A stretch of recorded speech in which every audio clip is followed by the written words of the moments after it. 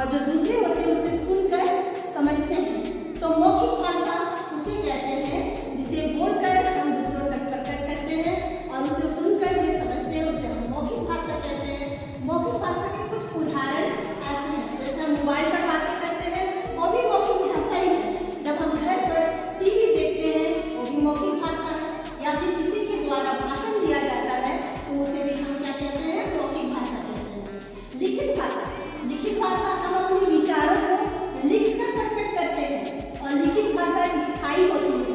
मौखिक भाषा को हम कुछ पल में दूसरों के साथ जब बात करते हैं, कुछ क्षण बीत जाने के बाद हम उससे जब पूछते हैं तो शायद कुछ ऐसे बातें छूट जाती है। लेकिन लिखित भाषा जो है हम जिस तरह से लिख कर रखे रहते हैं वो वर्षों तक वह उसी प्रकार ही रहती है, इसलिए हम इसे कहते हैं स्थायी भाषा।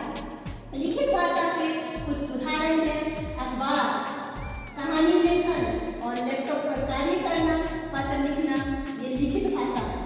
इन भाषाओं को हम लिखने के ढंग यानी कि अक्षरों को जब हम लिखते हैं तो उसे क्या कहते हैं, उसे हम लिपि कहते हैं। लिपि भाषा को लिखने की विधि लिपि कहलाती है।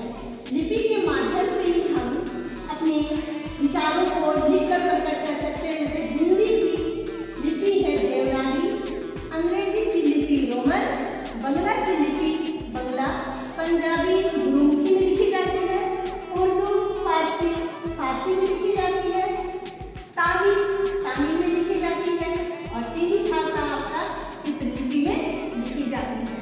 भाषा भाषा हमारे लिए बहुत ही महत्वपूर्ण है।